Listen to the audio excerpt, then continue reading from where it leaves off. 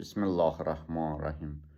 Qadının kişiyə vurduğu ən böyük zərbələri 4 hissəyə bölmək olar.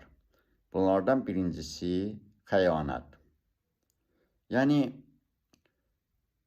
ərin icazə vermədiyi şeyləri qadının etməsi. Buna görüşmələr, yazışmalar, geyim-keçim də aiddir. İkincisi, qadının yalan danışması. Üçüncüsü, ər-arvad arasında olan sirləri fərq etməz.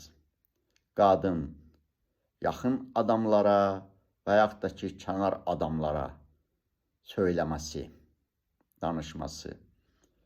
Dördüncüsü, ərini başqa kişilərlə müqayisə etməsi.